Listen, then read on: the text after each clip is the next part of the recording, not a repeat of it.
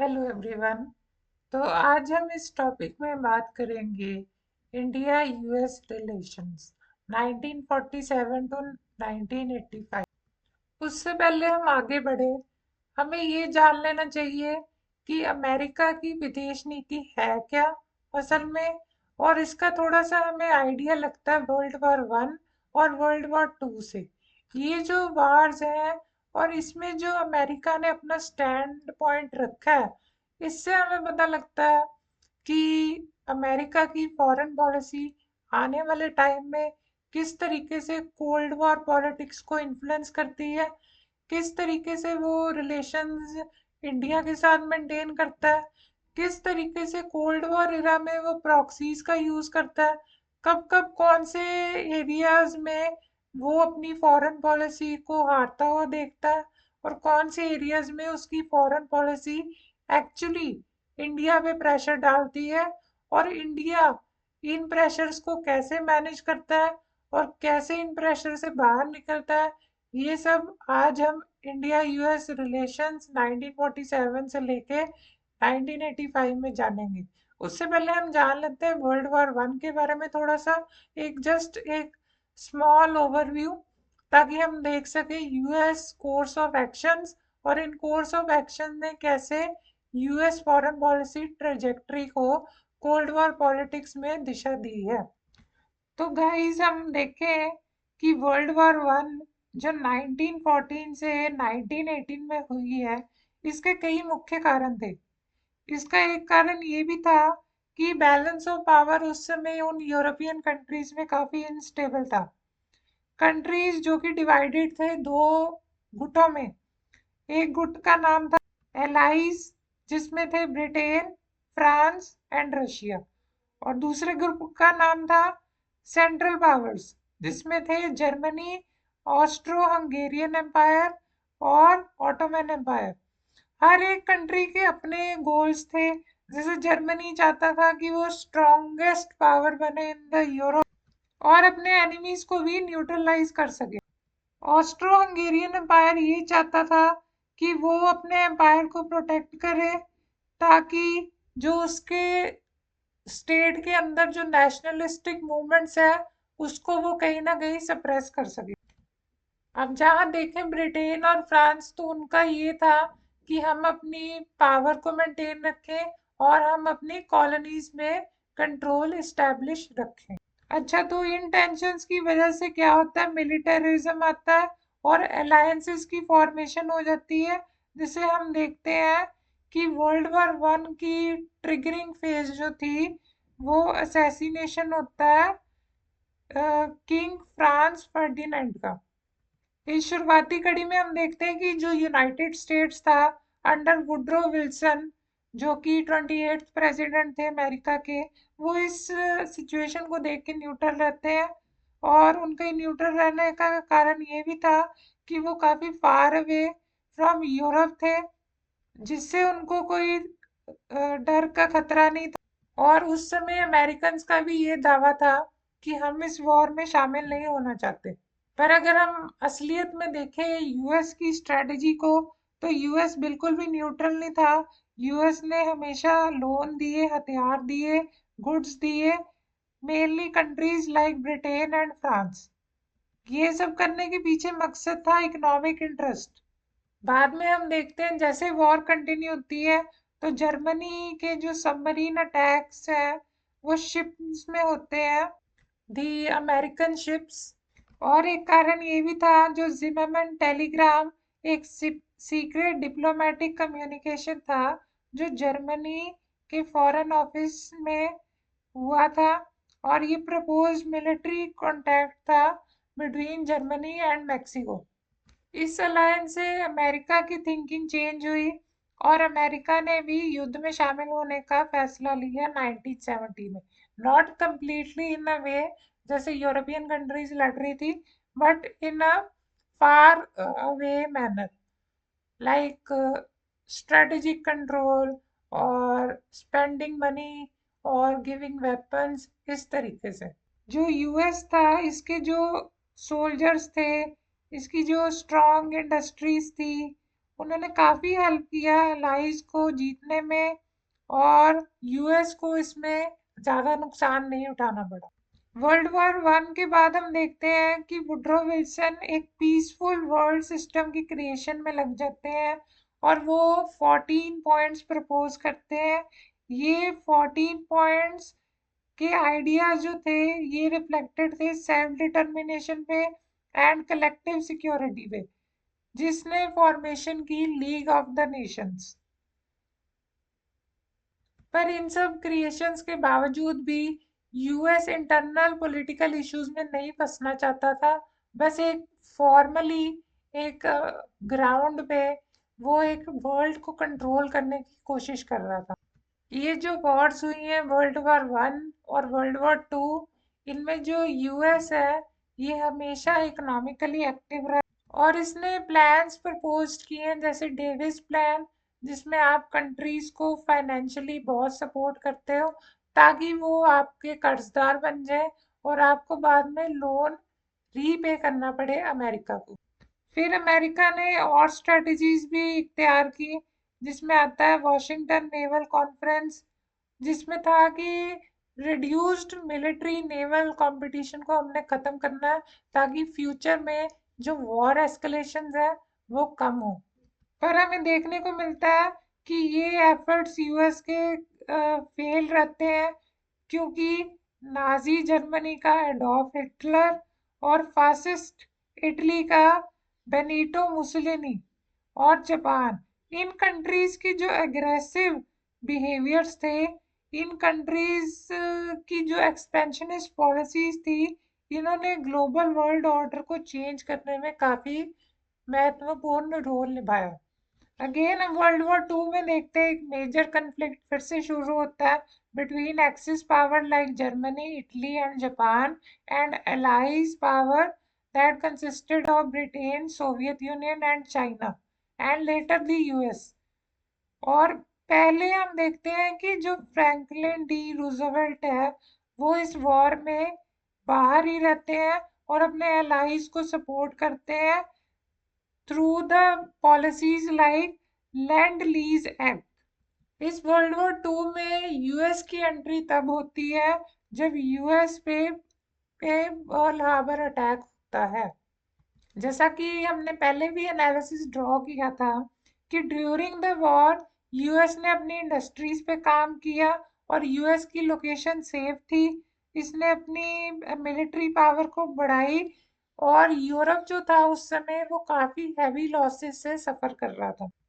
1945 आते आते हम देखते हैं कि जर्मनी और जापान की काफ़ी हद तक डिफीट होती है और जापान सरेंडर कर देता है, जब अमेरिका अपनी atomic bombings Hiroshima and Nagasaki में करता है और दुनिया को दिखाता है कि यूएस के पास एक्सट्रीमली पावरफुल वेपन्स है।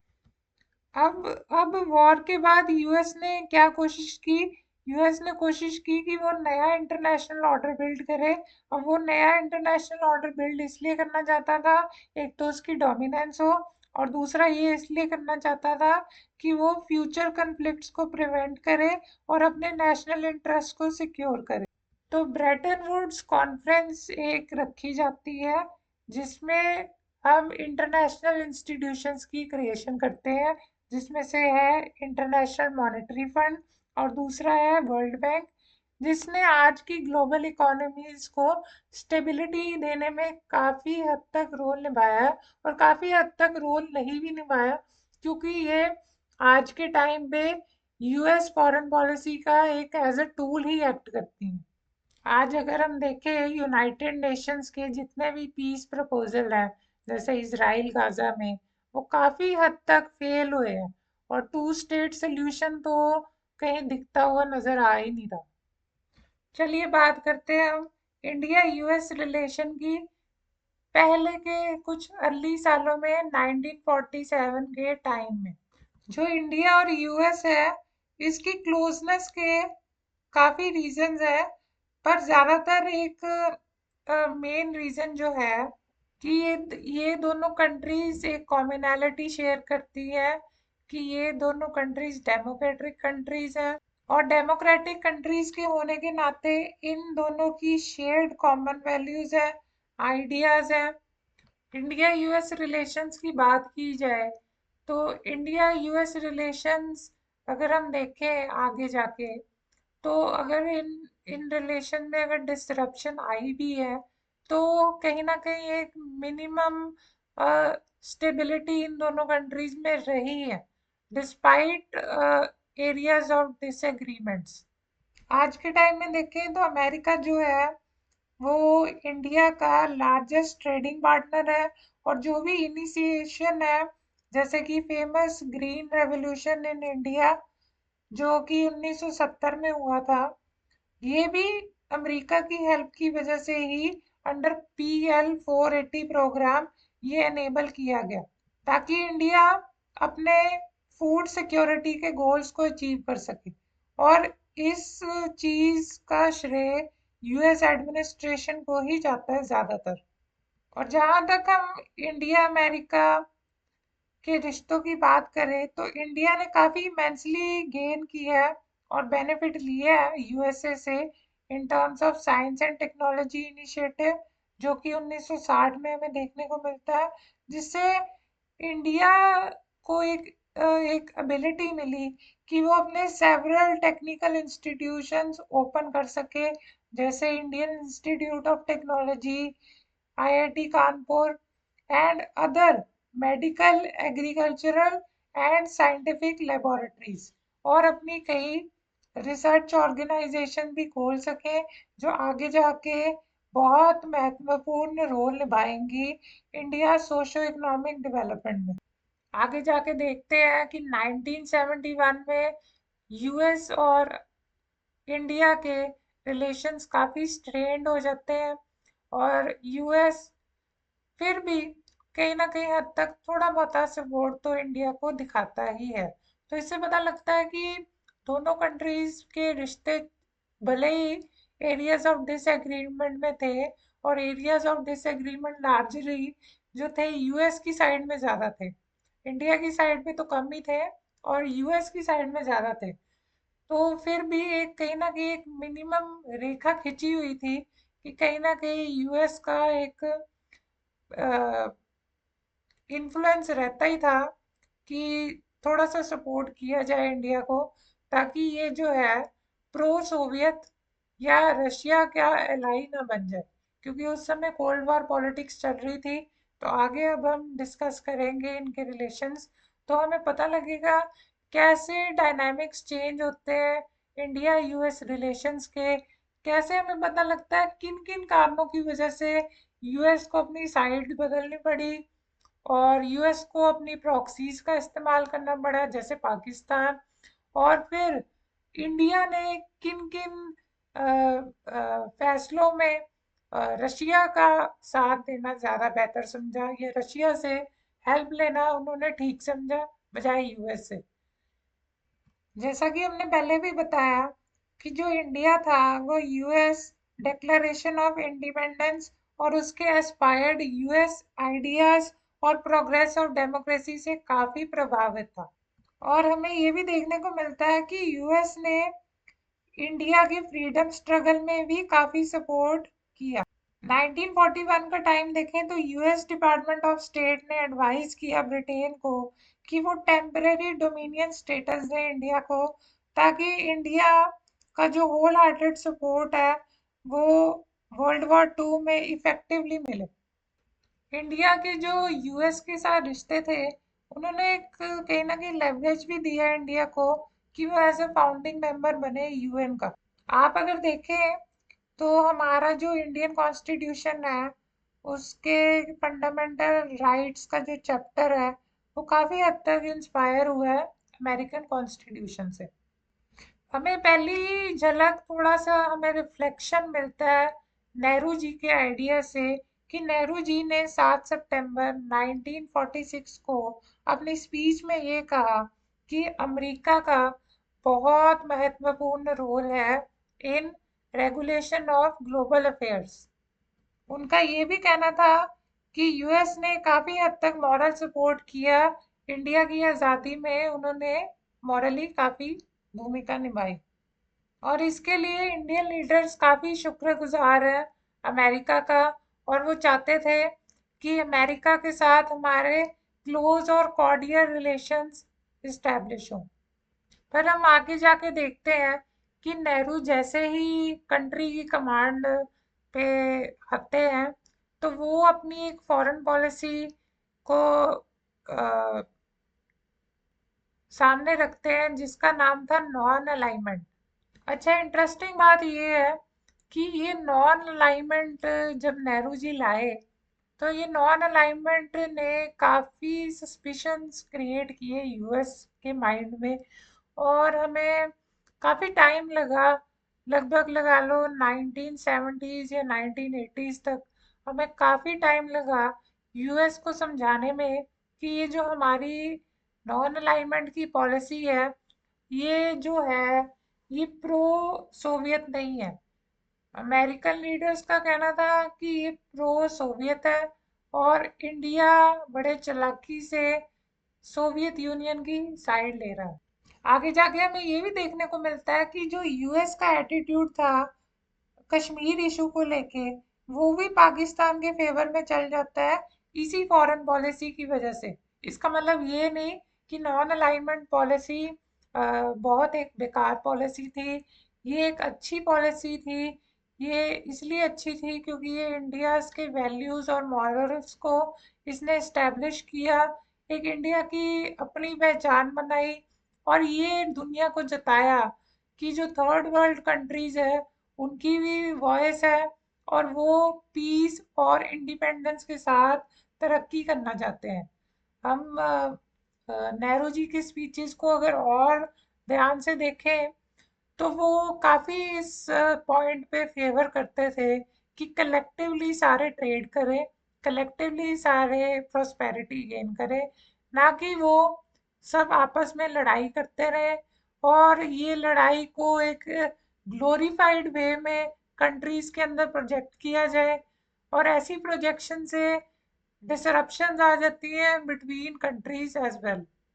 हमें आगे ये भी देखने को मिलता है जब कम्युनिस्ट चाइना 1949 में आता है तो एक और कारण अमेरिका को मिल जाता है कि वो अपनी साइड रखे पाकिस्तान की तरफ।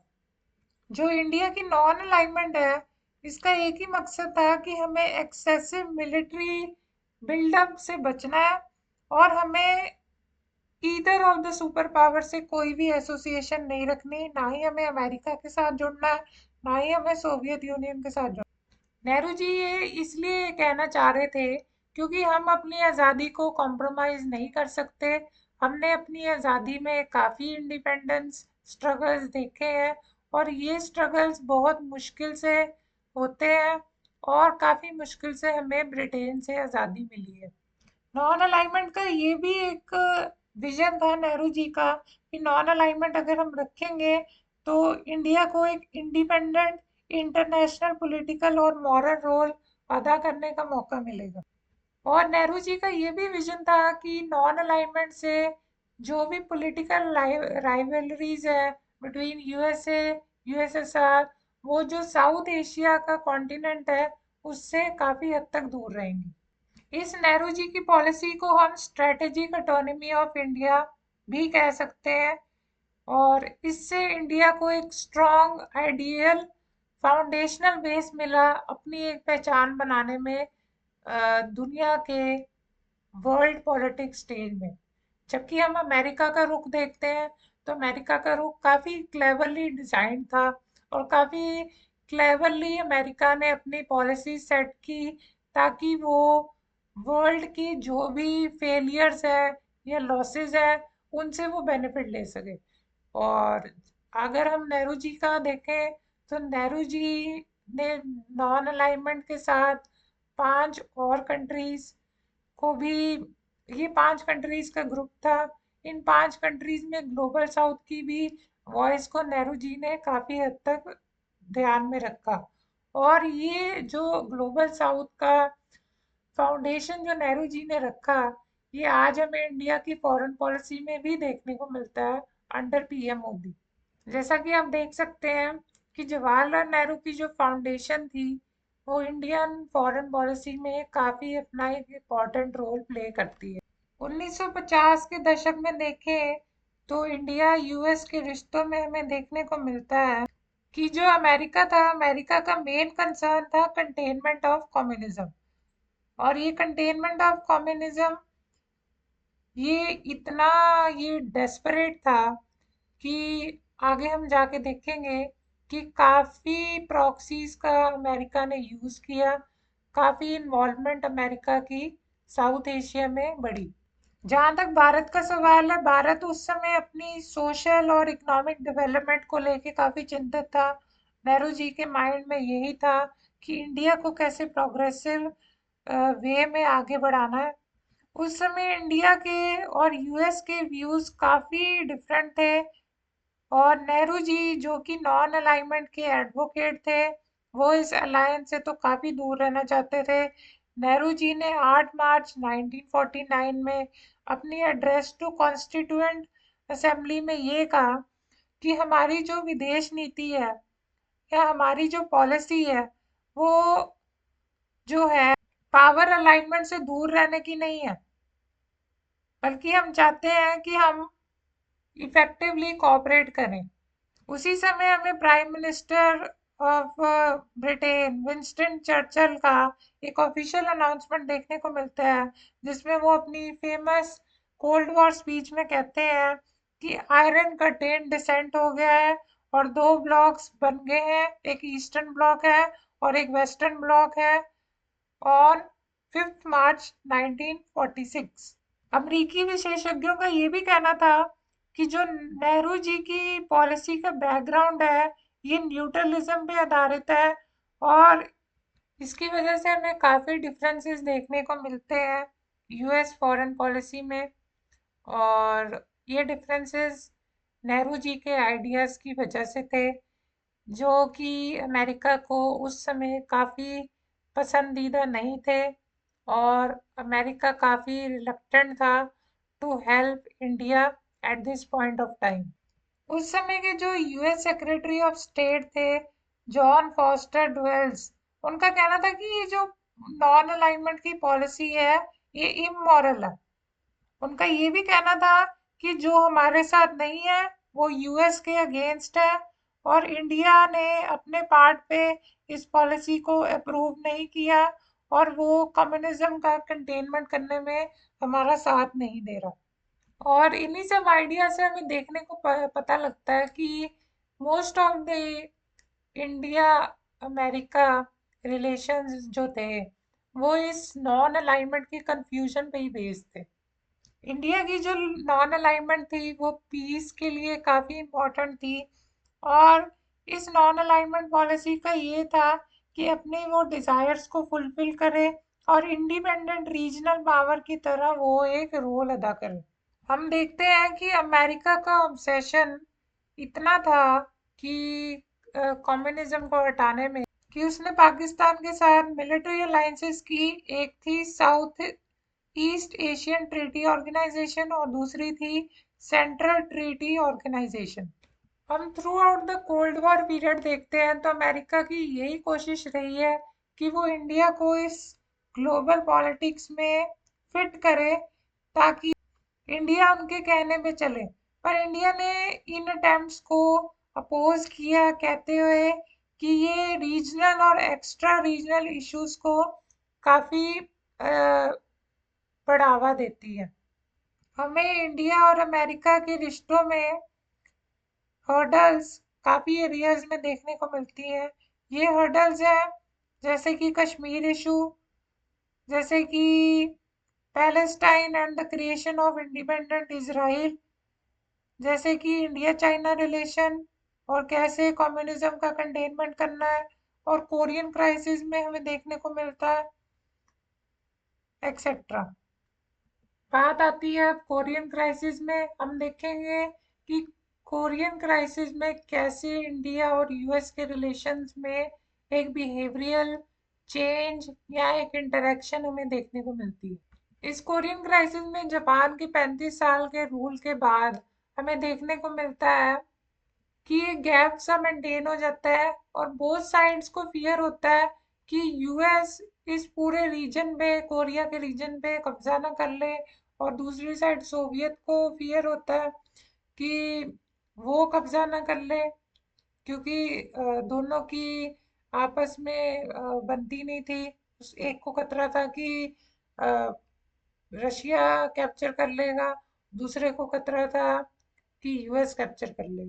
हमें दो अमेरिकन कॉलोनल देखने को मिलते हैं, Dean Rusk and Charles Bonesteel, जिन्होंने इस ज्योग्राफिकल मैप जो है नॉर्थ कोरिया और साउथ कोरिया को एक बड़े ही पुअरली मैनर में उसको एक लकीर खींची, और इस डिवाइडिंग लाइन को हम 38 पैरेलल बोलते हैं।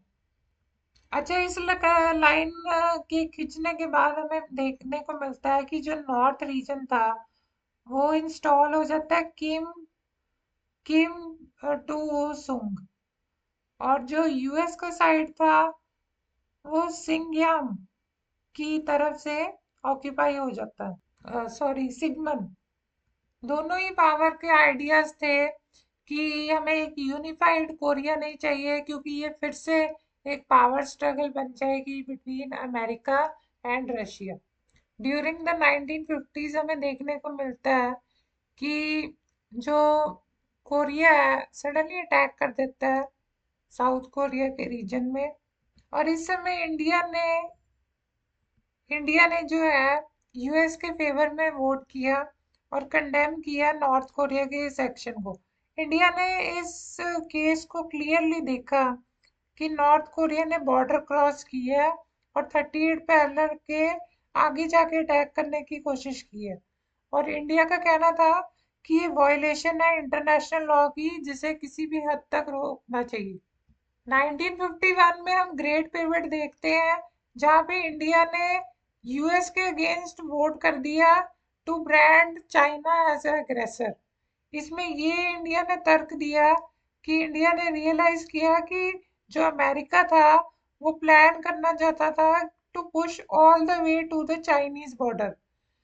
तो नेहरू जी का कहना था कि if you push too far, China will join the war, और इससे वर्ल्ड वॉर 3 होने का खतरा है। और जब यूएस ने नहीं सुनी तो इंडिया ने स्टॉप कर दिया सपोर्ट करना इस मिलिट्री पुश को, और स्टार्ट कर दिया entirely focusing on its non alignment policy and started to promote its peace talks. जो इंडिया का स्टैंड था वो प्रो कम्युनिस्ट या प्रो यूएस नहीं था।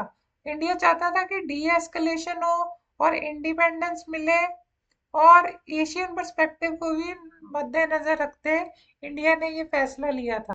इससे इंडिया ने ये साबित किया कि इंडिया यूएस को एक सैटेलाइट स्टेट की तरह फॉलो नहीं करेगा।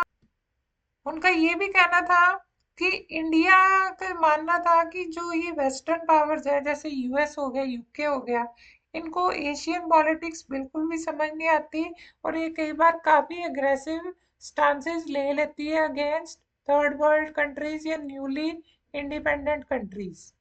तो इन सब से एक वेज क्रिएट हो जाता है दोनों कंट्रीज के बीच में, और एक काइंड ऑफ स्ट्रेन रिलेशंस हमें देखने को मिलते हैं।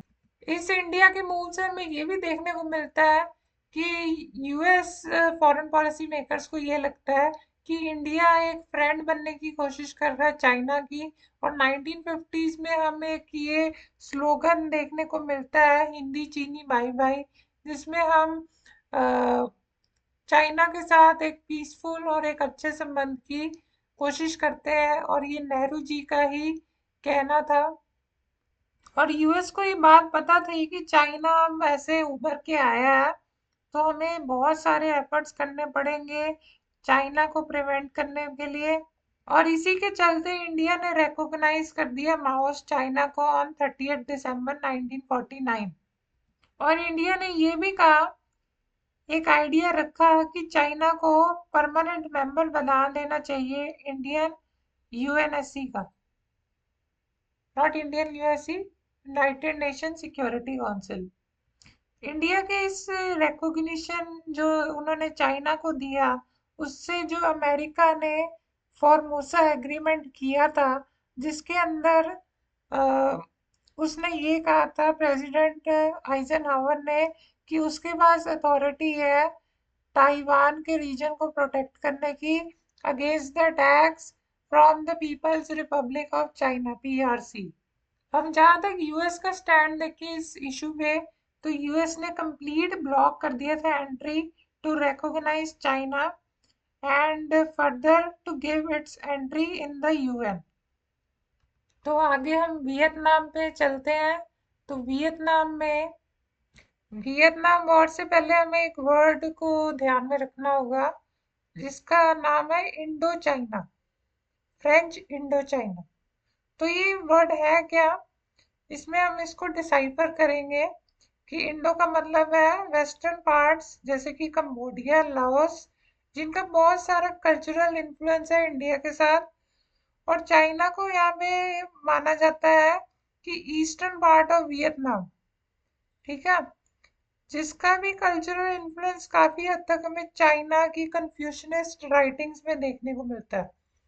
हम अब अगर हम इस वियतनाम वॉर की बैकग्राउंड में जाएं तो हमें पता चलता है कि फ्रांस ने इसको लेट 1800s में कंट्रोल किया था और उनके कंट्रोल करने का यही मकसद था कि हमें इस रीजन से प्रॉफिट अर्न हो। उन्होंने क्या किया, उन्होंने इस लैंड को giant plantation such as rubber, rice और कोल में तब्दील करने की कोशिश की।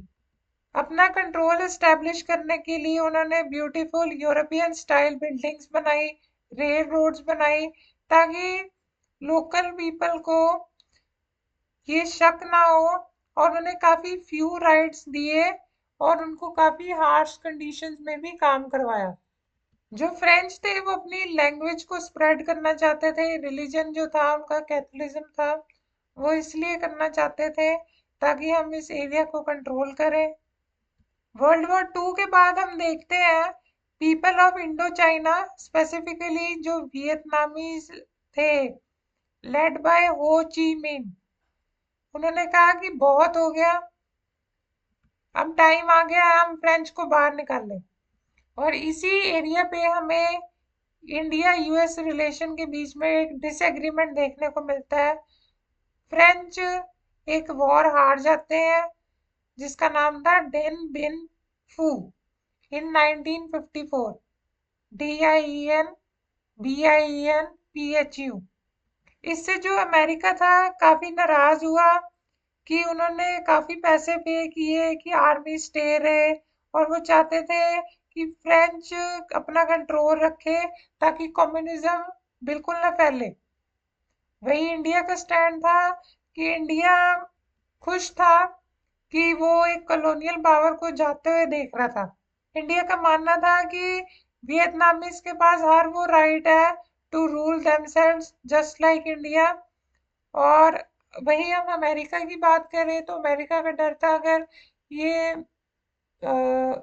फ्रांस चले जाएगा तो इसके बाद हमें लगता है कि शायद ये जो साउथ एशियन का रीजन है ये सारा रेड जोन बन जाएगा और कम्युनिज्म का एक ब्रीडिंग ग्राउंड बन जाएगा। इसे हम डोमिनो इफेक्ट भी कह सकते हैं। नेहरू जी का तो यही व्यू था कि एक ओल्ड स्कूल बुली है जो अपनी कॉलोनीज को देने से मना करता है। इंडिया का मानना था, क्लियर स्टैंड था, कि कॉन्वर्सेशन को बीच में लाना मतलब ये एक एक्सक्यूज था कि western powers in Asian lands पे अपना कब्जा और दबदबा कायम रखें। अच्छा, इसको अब रीजन को प्रोटेक्ट करने के लिए यूएस ने एक सीटो मिलिट्री अलायंस बनाई, इसमें इंडिया को भी शामिल किया और उम्मीद थी कि इंडिया एक डेमोक्रेटिक फ्रंट दिखाएगा, पर इंडिया ने रिजेक्ट किया। और नेहरू ने आर्ग्यू किया कि मिलिट्री अलायंसेस जो है कभी भी रीजन में पीस नहीं ला सकती, ये हमेशा एक एटमॉस्फेयर ऑफ वॉर क्रिएट करने में सक्षम होती है। उनका ये भी कहना था कि अमेरिका, हमें लगता है कि वो इस रीजन को एक वेस्टर्न प्रोटेक्टोरेट में बदलने की कोशिश कर रहा, पर ये जो न्यूट्रल ग्राउंड था ये इंडिया के फेवर में जाता है एट जिनेवा कॉन्फ्रेंस इन 1954, जहाँ पे इंडिया को एज ए मीडिएटर का रोल प्ले करना पड़ा इस वॉर में। और इंडिया एज ए चेयरमैन बना इंटरनेशनल कमीशन का, ताकि वो ओवरसी करे पीस ऑपरेशंस। यूएस की अपनी एक नाराजगी थी कि वो नॉर्थ वियतनाम को रिकॉग्नाइज नहीं करना चाहते थे, और उनको एक ये भी तकलीफ थी कि वो अब उन्हें India as a role of neutral referee भी एक्सेप्ट करना पड़ेगा। इस घटना से हमें ये पता लगता है कि इंडिया ने एशिया को सेव किया फ्रॉम फॉरेन इंटरफेरेंस। तो अब हम करेंगे कश्मीर इशू की बात। और ये एक ऐसा इशू है जिसने पाकिस्तान को इन्वॉल्व किया, और अमेरिका को भी एक मौका मिला कि वो इंडिया पे एक स्ट्रेन डाल सके, ताकि वो अपने इस कम्युनिज्म कंटेनमेंट की पॉलिसी में वो सक्सेसफुल हो। तो थोड़ा सा इसकी समरी मैं इस कश्मीर इशू की ये बताऊंगा before we start reading it in depth और we analyse it in depth. तो रीडिंग इन द सेंस कि हम इसको एनालाइज करेंगे, हम इसको डिफरेंट न्यूज़पेपर्स, आर्टिकल्स, स्पीचेस और रिपोर्ट्स को पढ़ के हम ये एक एनालिसिस निकालेंगे कि ये क्यों कश्मीर इशू जो था ये एक काफ़ी मेजर प्रॉब्लम रहा इंडिया का, और इसने कैसे इंडिया और अमेरिका के रिश्तों को चेंज किया। कहते हैं कि इंडिया की इंडिपेंडेंस में जो कश्मीर इशू था ये काफ़ी एक स्ट्रेटेजिक लोकेशन थी, और ये काफ़ी एक सोर्स ऑफ डिसएग्रीमेंट रहा है between the two neighbours India and Pakistan. जैसे ही खबर मिलती है कि जम्मू कश्मीर के महाराजा इंडिया के साथ जुड़ने का फैसला करते हैं, तो उसी समय पाकिस्तान ने भी अपनी स्ट्रेटजीज को इख्तियार करना शुरू कर दिया। पाकिस्तान चाहता था कि वो एक ऐसी पावर इक्वेशन बनाए सब कॉन्टिनेंट में, ताकि जो कश्मीर इंडिया की तरफ गया है वो ना जाए। हमें देखने को मिलता है जैसे ही पाकिस्तान गवर्नमेंट 1947 में ये डिक्लेयर करती है कि ये जो एक्सेशन है ये एक फ्रॉड है, और ये एक धोखा हुआ है people of Jammu and Kashmir पर, और ये धोखा उनके कावर्डली रूलर महाराजा ने किया। अच्छा, जो मेन इशू है, कई बार हमारे इंडियन स्कॉलर्स या रिसर्चर्स इसको कहते हैं कि नेहरू जी को इस इशू को यूएन में लेके नहीं जाना चाहिए था। पर हम इन रिलेशंस को अगर स्टडी करें तो हमें देखने को मिलता है कि वो इस इशू को इंटरनेशनलाइज्ड कर देते हैं, और अब क्वेश्चन ऑफ कश्मीर जो था वो एक बायलैटरल इशू की बजाय एक इंटरनेशनल इशू बन जाता है यूएनएससी में 1948 में। और यहाँ पे हमें एक इंडियन फॉरेन पॉलिसी का एक अर्ली स्टेजेस ऑफ डेवलपमेंट देखने को मिलती है, और हमें यूएस का भी स्टैंड मिलता है on the issue of Kashmir. India का कहना था कि Pakistan being an aggressor country in Kashmir, उसे अपनी टेरिटरी को खाली कर देना चाहिए जो भी उसने इलीगली ऑक्यूपाई की है। हैरानी की ये बात है कि यूएस ने कंडेम करने की बजाय पाकिस्तान एग्रेशन को उसने सपोर्ट किया इस एक्शन को, और उसने प्रेशराइज किया इंडिया को टू होल्ड अ प्लेबिसाइड। और ये प्लेबिसाइड होल्ड करने की तब बात की गई जबकि आपने पाकिस्तान ने अपनी मिलिट्री को अभी उस रीजन से बाहर नहीं निकाला। 1948 से 1953 में हमें देखने को मिलता है कि यूएस जो था अपनी कोल्ड वॉर कंसिडरेशन से काफ़ी इंस्पायर्ड था, और उसने डाउट कास्ट किए in the validity of Kashmir accession to India, और उसने कोशिश की कि जो भी रेजोल्यूशन है वो पाकिस्तान के फेवर में जाए in the United Nation Security Council. और ये जो क्वेश्चन था कि Pakistan as a aggressor country, इस इशू पे उन्होंने ध्यान ही नहीं दिया, और सारा का सारा जो था जो इशू था वो इंडिया पे थोप दिया। और जाहिर सी बात है कि इंडिया को एक काफ़ी फॉल बैक मिला और इंडिया को थोड़ा सा रशिया के वीटो की तरफ, यानी कि सोवियत यूनियन के वीटो की तरफ थोड़ा सा झुकाव रखना पड़ा। अमेरिका ने 1953 में एक आइडिया भी एक फैलाया कि इंडिपेंडेंट जम्मू कश्मीर होना चाहिए।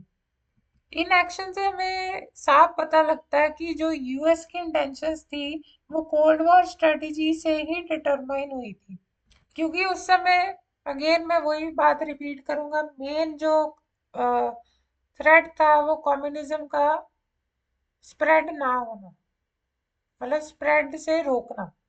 इससे यूएस को लगा कि ये एक बहुत अच्छा इशू है, एक प्लेग्राउंड की तरह इसे यूज किया जा सकता है और अपनी मर्जी के मुताबिक सैटेलाइट स्टेट्स इन दोनों में से किसी एक को बनाया जा सकता है।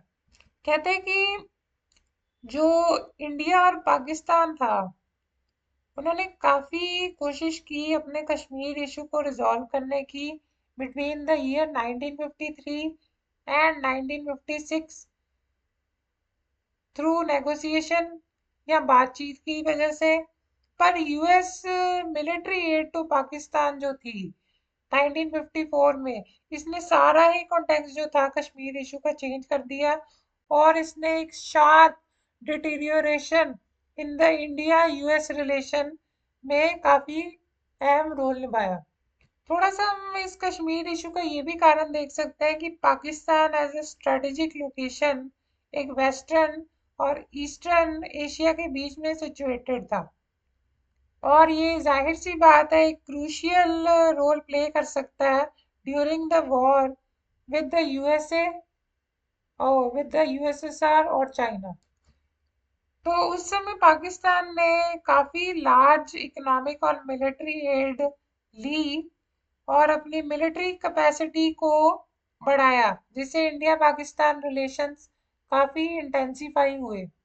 नेहरू जी ने काफ़ी प्रयत्न किए कि इस कश्मीर इशू को डोमेस्टिकली सॉल्व किया जाए और उनके एफर्ट्स की वजह से constituent assembly of Jammu and Kashmir को वो रेटिफाई करने में सक्सेसफुल है और जो असेशन और टू इंडिया था वो भी सक्सेसफुल हुआ है 1954। उसके बाद से जो इंडिया का एक्सेशन टू कश्मीर है is complete in law and that Pakistan का उसमें अब कोई भी रोल नहीं है। अमेरिका ने इस constituent assembly of Jammu and Kashmir के मूव को काफ़ी क्रिटिसाइज किया और इंडिया भी काफ़ी हर्ट हुआ था इस अनसिंपैथेटिक और हॉस्टाइल अमेरिका का जो एटीट्यूड रहा है ऑन द कश्मीर इशू। कहते हैं कि ये जो प्लेबिसाइड का इशू है ये आज भी प्रेजेंट टाइम में 2026 में अगर हम देखें तो कहीं ना कहीं पाकिस्तान की फॉरेन पॉलिसी सारी की सारी इसी पे ही सिचुएटेड रहती है कि आप कश्मीर इशू को सॉल्व करें।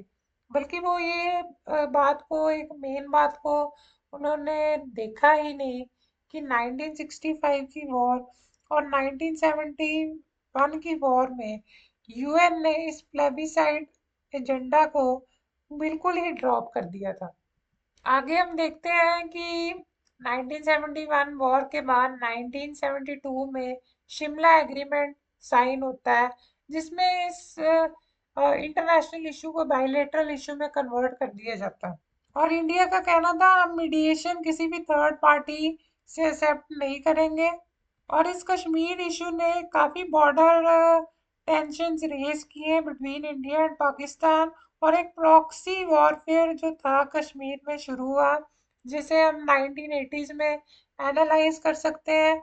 हम इसे कारगिल क्राइसिस में भी देख सकते हैं और फिर हमें स्पेशल कदम उठाने पड़े कि हम आर्टिकल 370 को हटाएं ताकि हम इंडिया को एक परमानेंट इंडिया का, ताकि हम कश्मीर को एक परमानेंट इंडिया का पार्ट बना सकें। नेहरू जी को ये भी लगता था कि ये जो प्रयत्न अमेरिका कर रहा है, ये जो प्रॉक्सीज क्रिएट कर रहा है पाकिस्तान की, ताकि ये इंडिया को ये परस्यू कर सके कि आप अपनी देखो जी नॉन अलाइनमेंट की पॉलिसी में चेंजेस लाए। यूएस स्कॉलर जो है Dennis Kux, India Pakistan war of 1971, कहते हैं जो अर्ली डेवलपमेंट्स हुई 1970s में उसकी वजह से इमरजेंस हुई बांग्लादेश क्राइसिस की, और पाकिस्तान का एक मीडिएटिंग रोल रहा इन साइनो यूएस रेप्रोचमेंट। तो इस फिनोमिना को अब हम समझते हैं कि ये फिनोमिना क्या था by analysing the various scholars. इस समय जो था चाइना और सोवियत यूनियन के बीच में डिफरेंसेस काफ़ी क्रिएट हो रहे थे। जो कम्युनिस्ट स्कैम थे इस टाइम पे उन्होंने काफ़ी एक वर्टिकल स्प्लिट को एक्सपीरियंस किया, और ये जो यूएसएसआर और चाइना थे ये सिवियर एनिमीज बन गए थे एक दूसरे के।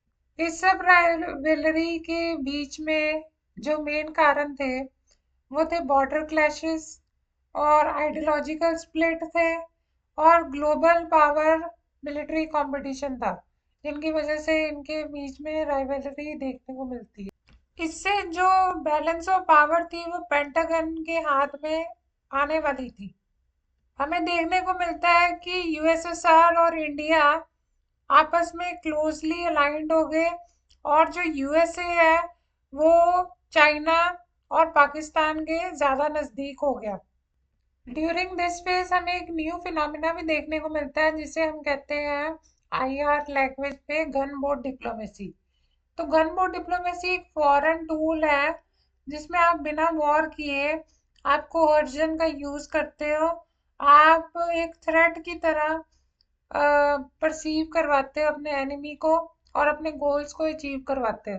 कहते हैं इसमें ये होता है कि बस आप अपने अपीयरेंसेस दिखा दो वॉरशिप के ऑन द होराइजन, ताकि सफिशिएंट कंसेशंस पे आप मजबूर कर दो दूसरी साइड को।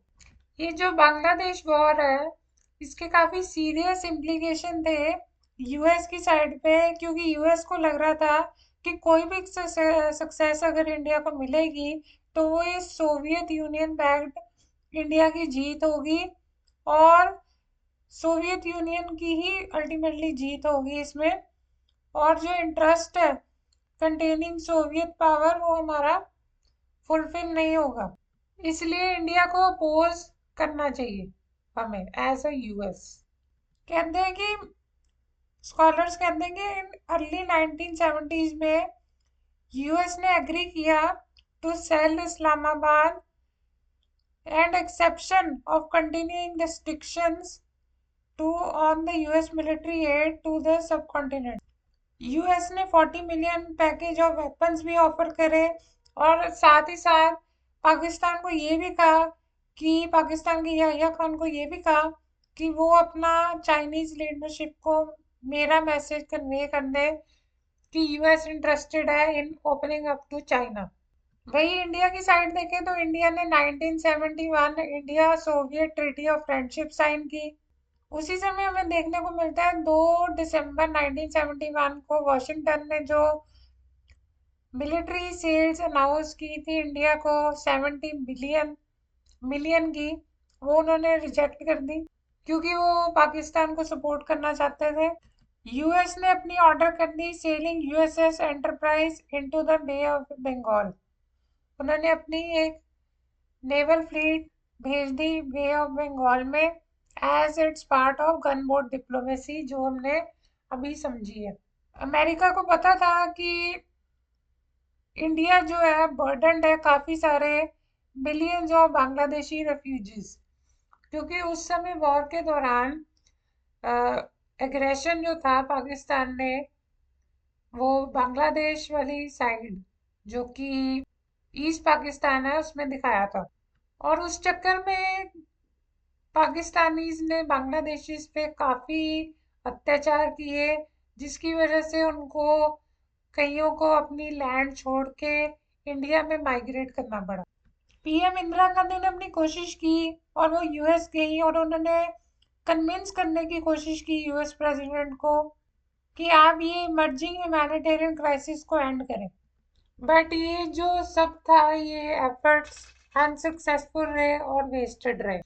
इस वॉर में हमें ये भी देखने को मिलता है कि काफ़ी प्रेशर्स बनाए गए इंडिया पे, और अमेरिकन लीडरशिप ने इंडिया को एज अ एग्रेसर कंट्री भी घोषित किया। यूएस ने इसके लिए अपनी यूएनएससी में एक रेजोल्यूशन भी पास किया ताकि वो डिमांड करे कि इंडियन फोर्सेस विड्रॉ कर जाए ईस्ट पाकिस्तान से। पर इसमें यूएसएसआर ने आके मदद की और इंडिया को इस एम्बैरसमेंट से बचाया और अपनी वीटो कास्ट कर दी। इससे हमें देखने को मिलता है कि काफी इसका इम्पिंजिंग इफेक्ट पड़ा इंडिया यूएस रिलेशन में। हेनरी किसिंजर का मानना था कि जो यूएस का रिस्पॉन्स था ये लार्जली इंस्पायर्ड था by secret opening to China. ये जो वॉर थी 1971 की, ये it was a big setback for USA. इन डेवलपमेंट से हमें ये पता लगता है कि जो ओकेजनल इश्यूज थे या रीजनल इश्यूज थे वो एंटेंगल्ड हो गए यूएस ग्लोबल कंसिडरेशंस के साथ। जो बांग्लादेशी क्राइसिस था उसने रिफ्लेक्ट किया एक direct strategic interest between India and the US. इससे ये पता लगता है कि 1971 में यूएस और इंडिया के डाइवर्जेंट इंटरेस्ट थे। यूएसए ने अपना favourable balance of power consideration में ध्यान रख के स्टेप्स लिए, और वहीं पे जो इंडिया था उसका ये इंटरेस्ट था कि वो अपनी रीजनल स्टेबिलिटी को ध्यान रखे और अपनी कंट्री सिक्योरिटी को एटमोस्ट प्रायोरिटी पे रखे। 1971 में हमें एक ये बात भी पता लगती है कि substantive qualities of military aid provide की गई थी यूएसए ने पाकिस्तान को, और दूसरी साइड यूएसए ने स्टॉप कर दिया था इंडिया का 87 मिलियन इकोनॉमिक असिस्टेंस भी। ये जो उस समय यूएस फॉरेन पॉलिसी थी, इसका कोई भी मकसद नहीं था कि कोई भी कंट्रीब्यूशन की जाए इंडियन इकोनॉमी के, ताकि इंडियन इकोनॉमी अपने सस्टेन कर सके मिलिट्री एफर्ट्स आसानी से। इससे हमें ये पता लगता है कि दोनों कंट्रीज के रिलेशन स्टैंड स्टिल में आ गए। इस स्टेप से हमें ये भी पता लगता है कि इंडिया कभी भी नहीं भूलेगा कि निक्सन एडमिनिस्ट्रेशन ने यूएस 7th फ्लीट ऑर्डर की थी बे ऑफ बंगाल में in the support of Pakistan. 1971 war का एक ये भी एक इम्पैक्ट था कि इसने यूएसए को रियलाइज कराया कि इंडिया एक मेजर पावर है और एक इम्पॉर्टेंट रोल प्ले कर सकता है in South Asian affairs for the first time. President Nixon जो है उन्होंने एक्नॉलेज किया कि इंडिया जो है साउथ एशिया की अब मोस्ट पावरफुल कंट्री है, और अमेरिका का ये भी रियलाइजेशन बढ़ती जा रही थी कि एक पावरफुल इंडिया उनके हित में है ग्लोबल पीस के लिए। 3 दिन के अपने दौरे पे हेनरी किसिंजर 1974 में कहते हैं कि इंडिया का जो साइज है उसकी पोजीशन है उसे एक स्पेशल लीडरशिप का रोल देती है in South Asian as well as in world affairs. उन्होंने फिर प्रेज किया कि जवाहरलाल नेहरू की जो विजन थी और उनका जो कॉन्सेप्ट ऑफ नॉन अलाइनमेंट था वो काफी हद तक सक्सेसफुल है। और फाइनली उन्होंने ये भी क्लेम किया कि the US has now accepted the non alignment, दस ये सब रिफ्लेक्ट करता है clear cut shift in the US foreign policy towards India. इस इवेंट से हमें पता लगता है कैसे किन किन कारणों से कंट्रीज अपने रिलेशंस को डिफाइन करती है और कैसे वो चेंजेस वर्चुअली क्रिएट करती हैं। अब हम बात करेंगे एक अहम मोड़ की, Afghanistan invasion in 1979 and the frontline status of Pakistan. Saur revolution के बाद में जो मार्क्सिस्ट गवर्नमेंट थी led by People's Democratic Party of Afghanistan थी, वो पावर में आई अफगानिस्तान में। ये जो गवर्नमेंट थी ये काफी डीपली अनपॉपुलर थी क्योंकि इसके रेडिकल रिफॉर्म्स थे जैसे कि लैंड डिस्ट्रीब्यूशन और सेकुलराइजेशन। इस पार्टी ने काफी वाइड स्प्रेड रिबेलियन फेस की from the Islamic and tribal group. 1979 तक रजीम अपनी कोलैप्स के अंत में थी और यूएसएसआर को डर था कि वो एक न्यूली एस्टैब्लिश्ड सोशलिस्ट अलाय को खो सकती है।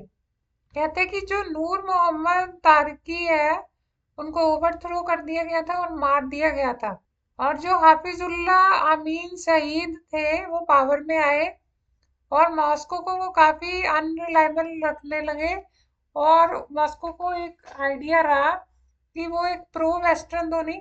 सोवियत्स ने अपनी कोशिश की कि वो एक लॉयल लीडर जैसे बबराक करमल को इंस्टॉल करें।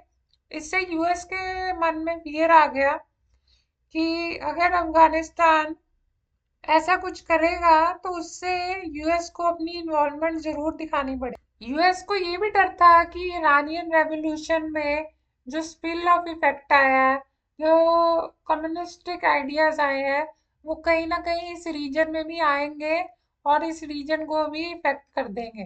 थोड़ा सा यूएसएसआर को ये भी डर था कि ये जो इस कंट्रीज के अंदर में से ये जो इस्लामिस्ट इंसर्जेंट्स आ रहे हैं, ये कहीं ना कहीं सोवियत लीडरशिप को इफेक्ट कर सकते हैं। क्योंकि भले ही इनके आइडियाज मार्क्सिस्ट हो या कम्युनिस्टिक हो, ना कि वेस्टर्न टाइप हो, पर ये कहीं ना कहीं अपने आप को इंडिपेंडेंट करना चाहते थे। Under the Leonard Brezhnev, USSR का मानना था कि एक बार कंट्री सोशलिस्ट बन जाए तो उसे गिरने नहीं देना चाहिए, वो फेल नहीं हो सकती। और इसका मतलब ये भी था कि अफगानिस्तान के कोलैप्स से सोवियत क्रेडिबिलिटी ग्लोबली वीक भी हो सकती है और ये इनकरेज कर सकती है अदर सोशलिस्ट एलाइज को कि वो भी ड्रिफ्ट अवे हो जाए। सोवियत्स को लगा कि इंटरवेंशन छोटी होगी और डिसाइसिव होगी और वो इंस्टॉल कर पाएंगे एक क्विक और स्टेबल रिजीम। पर ये इंस्टेड एक प्रोलॉन्ग्ड गुरिल्ला वॉरफेयर शुरू होगी अगेंस्ट द मुजाहिदीन, जिसमें पाकिस्तान ने काफ़ी महत्वपूर्ण रोल निभाया क्योंकि यूएस ने फिर अपनी फंडिंग शुरू कर दी, क्योंकि यूएस को पता था ऐसे डायरेक्टली एंगेजमेंट करेंगे तो जीतने के चांसेस बहुत कम हैं। ये जो नई कोल्ड वॉर कंसिडरेशन थी, इसने कंपेल किया यूएस को कि अपनी सारी बेट्स वो पाकिस्तान पे लगा दे ताकि Pakistan as a front line state fight करे against the USSR. US foreign policy makers का ये भी मानना था कि उनका ये जो ऑब्सेशन है कि अफगानिस्तान को खाली करवाओ यूएस फोर्सेस से, ये सिर्फ पूरा हो सकता है पाकिस्तान ट्रेंड मुजाहिदीन की हेल्प की वजह से। और यही चीज आगे जाके उनको काफी देर के लिए ट्रबल भी क्रिएट करवाती है। हमें देखने को मिलता है कि कोल्ड वॉर का एंड होता है और यूएसएसआर की फोर्सेस विड्रॉ कर देती है और जो अफगानिस्तान है तब वो एपी सेंटर बन जाता है ग्लोबल टेररिज्म का in the 21st century world order. इससे हमें ये भी पता लगता है कि जो अफगानिस्तान है वो फिर अमेरिका को अटैक करता है 2001 में। In the name of global war of terror, America एक ग्लोबल कैंपेन चलाता है to hunt the al Qaeda chief Osama bin Laden after the 9/11 attack in 2001। और जब इंडिया अपनी कश्मीर इशू की बात रखता था, तब जो अमेरिका कहता था ये तुम्हारा इशू है, ये तुम्हें ही देखना है, हमारी कोई रिस्पॉन्सिबिलिटी नहीं है।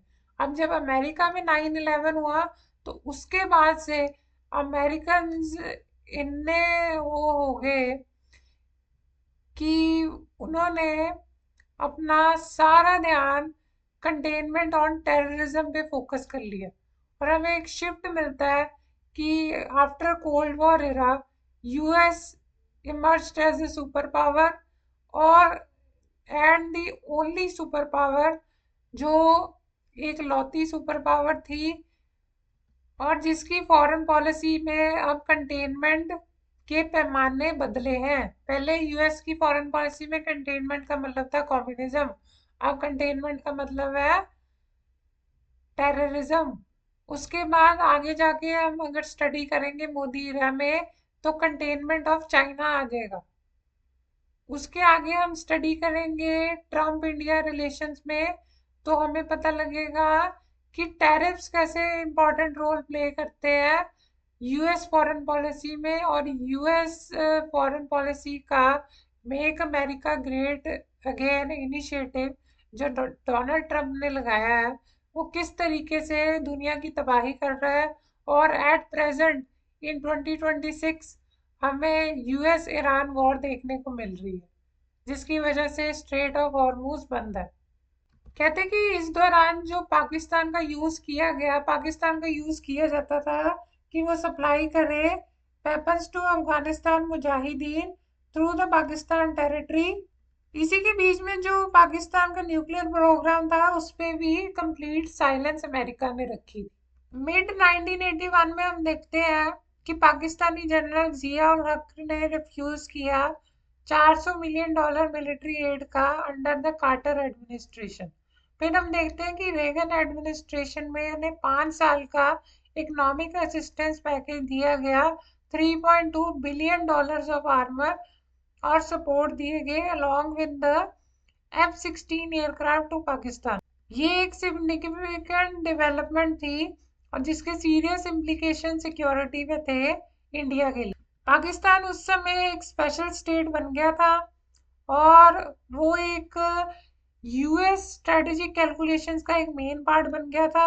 The development of the USA, Pakistan और चाइना इकट्ठे आना एक बहुत बड़ा थ्रेट बन गया था इंडिया सिक्योरिटी का, और रीजन में एक नया कोल्ड वॉर एरा स्टार्ट हो गया था। उस दौरान इंडिया उस समय ये भी चाहता था कि सोवियत यूनियन विड्रॉ कर ले अपनी फोर्सेस फ्रॉम अफगानिस्तान, क्योंकि उससे एक चांसेस है कि possibility of super power confrontation हो सकती है रीजन में। इंडियन लीडरशिप ने स्ट्रांगली ऑब्जेक्ट किया fresh induction of US arms into the region, और उन्होंने ये भी कहा कि सुपर पावर की कन्फ्रंटेशन से पीस एंड सिक्योरिटी इस रीजन की काफ़ी इफेक्ट होगी, और इससे जो इंडिया पाकिस्तान में जो हमने शिमला एग्रीमेंट साइन किया था उसमें भी कोई हमें ज़्यादा कोई बेनिफिट देखने को नहीं मिलेगा। इंडिया ने इस चैलेंज को रिस्पॉन्ड करते हुए अपना स्ट्रॉन्ग डिफेंस फोर्स क्रिएट किया और हैवी परचेजेस की यूके, फ्रांस और स्वीडन से अपनी मॉडर्नाइज किया फोर्सेस को, और उसने हाई लेवल ऑफिशियल टॉक्स भी की चाइना के साथ ताकि बाउंड्री क्वेश्चन को भी रिजॉल्व किया जाए। ये सब डेवलपमेंट्स इकट्ठे एक इम्पॉर्टेंट शिफ्ट को दर्शाती है उस समय, और कैसे एक्स्ट्रा रीजनल पावर्स ने अपनी भूमिका निभाई। 1980s डिमांड करता था एक नई इंडियन अप्रोच देखना towards the major powers USSR and USA, और इंडिया के लिए एक बड़ी क्लियर सेंस की बात थी कि वो अपनी डिफेंस प्रोक्योरमेंट्स को डाइवर्सिफाई करे, अपनी डिपेंडेंस को रिड्यूस करे यूएसएसआर, और वेस्टर्न टेक्नोलॉजी से थोड़ा सा ज़्यादा हेल्प ले। ये जो नई अप्रोच है ये हमें एविडेंट मिलती है पीएम इंदिरा गांधी के विजिट अमेरिका पे 1982 में। हमें देखने को मिलता है कि वो एम्फसाइज करती हैं कि यूएस मिसपरसेप्शंस जो थी इंडिया के रिश्तों में या सोवियत के रिश्तों में, उन्होंने ओपनली बताया कि किन किन एरियाज में करेक्शंस की ज़रूरत है। वो ओपनली चाहती थी यूएस फॉरेन इन्वेस्टमेंट और US technology transfers. Further Indira Gandhi ji का ये भी उस समय मकसद था कि वो बैलेंस ऑफ पेमेंट्स का भी ध्यान रखे, अपनी कंट्री की सेल्फ रिलायंस पे भी वो ध्यान रखे। उस समय जो इंटेलिजेंस एजेंसीज थी उनको ये शक हो गया था कि सोवियत यूनियन जो है अपनी सीवियर इकोनॉमिक और सोशल पॉलिटिकल डिस्ट्रेस में आगे जा रहा है। इनहेरिटेंट वीकनेसेस ऑफ यूएसएसआर और उनके डोमेस्टिक फ्रंट से हमें देखने को मिलता है कि न्यूक्लियर पावर प्लांट्स को वो कंट्रोल नहीं कर पा रहे थे। और फिर इसमें आते हैं माइकेल गॉर्बेचेव, वो आते हैं सेंटर स्टेज में सोवियत पॉलिटिक्स के, और वो अनलीश करते हैं दो पॉलिसीज जिसको बोलते हैं glasnost and perestroika, that brought an end to the new Cold War. कहते हैं with the collapse of Soviet Union in 1991 the beginning of new world order began. Thus, Indira Gandhi's visit to the US marked a new chapter in the Indo-US strategic relations. Her visit also generated a better climate ताकि एक अच्छी goodwill बनी रहे between India and US. अब हम देखेंगे कि थोड़ा सा बैकग्राउंड हम जानेंगे इंडिया यूएस न्यूक्लियर कॉपरेशन का। इससे हमें थोड़ा सा आइडिया और अच्छे से होगा कि कितना इन्फ्लुएंस यूएस रखता था ग्लोबल पॉलिटिक्स में, और कैसे इंडिया ने उन कंडीशंस को फेस किया, और कैसे इंडिया ने अपना एक डाइवर्जेंट स्टैंड रखा। जैसा कि हमने अब तक स्टडी किया है कि जो इंडिया और यूएस के रिलेशंस है, काफ़ी डाइवर्जेंट परसेप्शंस में वो रहे हैं, और स्पेशली न्यूक्लियर इशू में तो वो काफ़ी डाइवर्जेंट रहे हैं। जो इंडिया की न्यूक्लियर पॉलिसी थी वो फॉर्मुलेट की गई थी ताकि वो फंडामेंटल प्रॉब्लम्स जो कंट्री फेस कर रही है आफ्टर इंडिपेंडेंस उसको मीट किया जाए। जवाहरलाल नेहरू जी का कहना था कि ये जो एनर्जी है इसका हम यूटिलाइजेशन पॉसिबली एग्रीकल्चर, इंडस्ट्री और मेडिसिन में करेंगे जनरेशन के लिए। इंडियाज न्यूक्लियर पॉलिसी के कुछ डिटर्मिनेंट्स थे। इन डिटर्मिनेंट्स के बारे में हम थोड़ा सा डिस्कस करते हैं। पहला था कि हम प्रिवेंट करेंगे अपने आप को टू मेक न्यूक्लियर वेपन्स। हम यूज करेंगे न्यूक्लियर एनर्जी को पीसफुल पर्पसेस के लिए। हम न्यूक्लियर डिसआर्मामेंट को सपोर्ट करते हैं और आर्म्स कंट्रोल मेजर्स को भी सपोर्ट करते हैं। हम चौथा, अपनी कोई भी डिस्क्रिमिनेटरी इंटरनेशनल इंस्पेक्शन और सेफगार्ड्स जैसे कि आईएईए की इंस्पेक्शंस होगी, सॉरी आईएई नहीं, या मेरा कहने का मतलब था कि जैसे कोई भी डिस्क्रिमिनेटरी अगर इंस्पेक्शन हो तो इंडिया उसके लिए सख्त ना कर रहा है।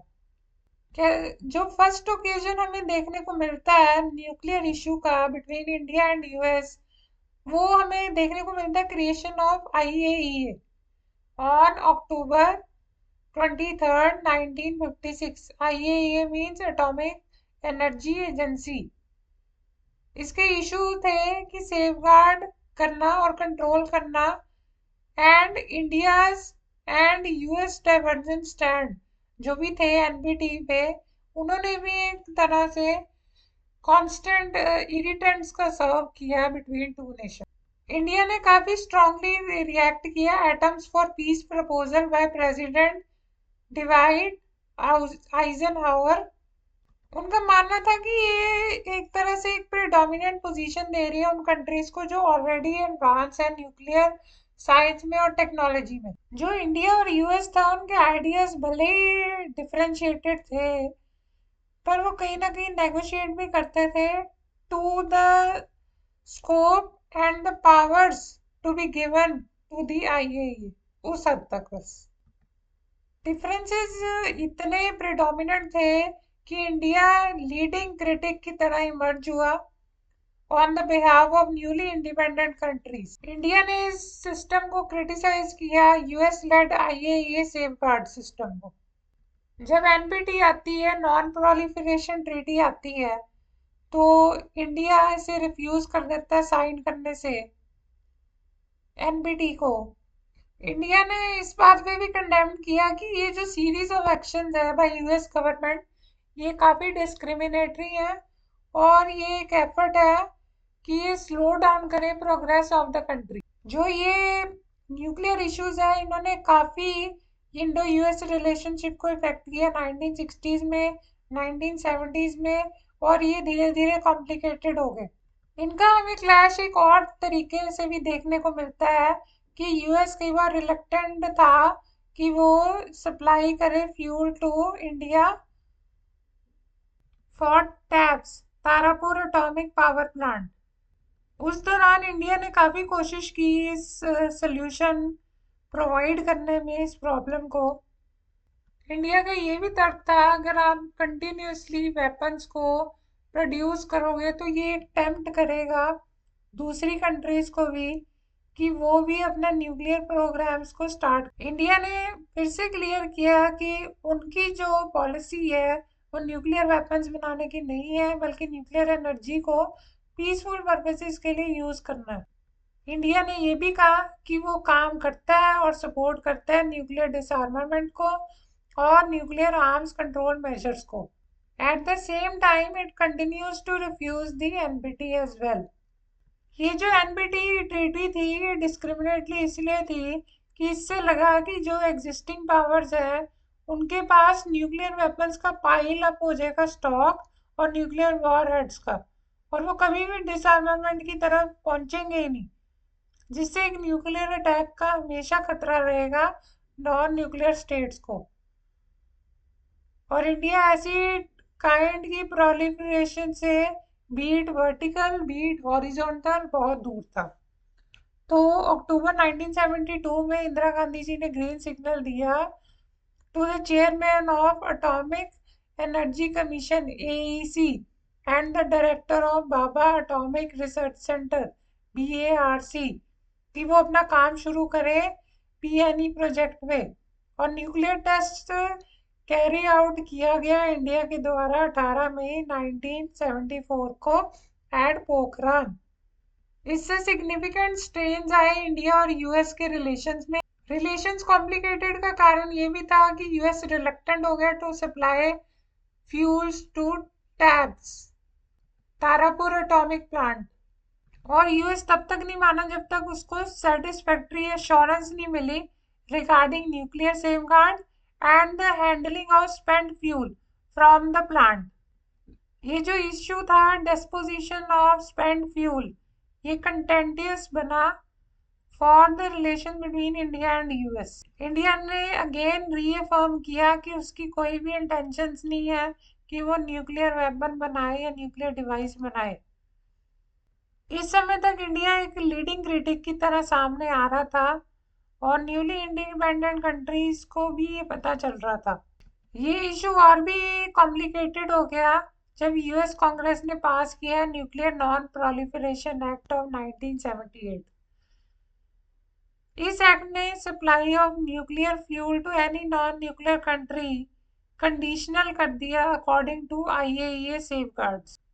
कार्टर एडमिनिस्ट्रेशन ने फिर से वही अपना आइडिया पॉइंट आउट किया कि आप एडहेयर करें एनपीटी को। यूएस कांग्रेस ने ये तक कह दिया कि हम इकोनॉमिक एड को कट कर देंगे उन कंट्रीज की और उनको स्प्रेड ऑफ न्यूक्लियर वेपन्स नहीं होने देंगे।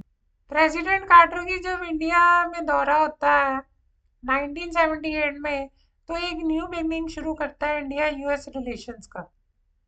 न्यू अंडरस्टैंडिंग एक आती है दोनों लीडर्स के। मोरारजी देसाई विजिट करते हैं यूएसए इन जून 1978 और एक highly successful appearances before the senate and house committee होती है विद द फॉरेन अफेयर्स। और ऐसा दिख रहा था कि मोरारजी देसाई चाहते थे कि नॉर्मलाइज रिश्ते हो अमेरिका के साथ related to its policy of non alignment.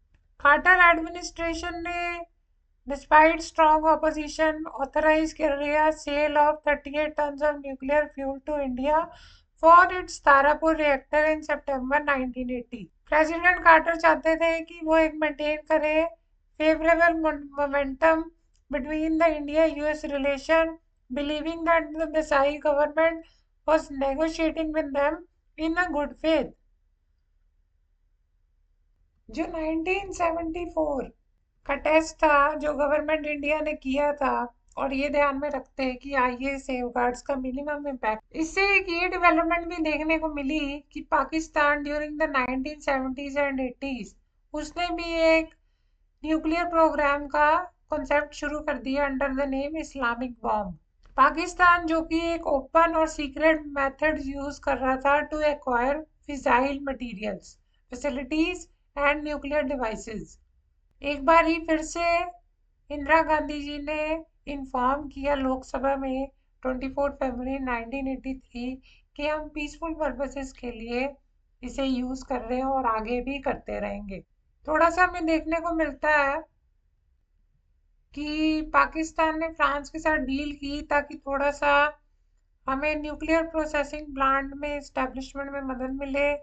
और कार्टर जो जिमी कार्टर थे उनका थोड़ा सा ये कहना था कि हम मिलिट्री फ्लो बंद कर रहे हैं, इकोनॉमिक एड बंद कर रहे हैं पाकिस्तान की, पर उन्होंने फिर से ये 1 साल बाद शुरू कर दिया जब फ्रांस वाली साइड पे ये रीप्रोसेसिंग प्रोजेक्ट को कैंसिल किया।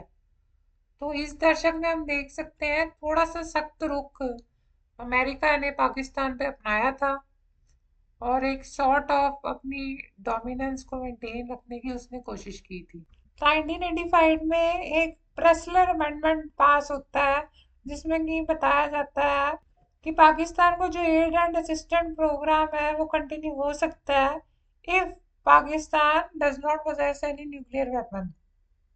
5 साल बाद हम देखते हैं कि बुश एडमिनिस्ट्रेशन एक्सप्रेस करता है अपनी inability to provide such certification.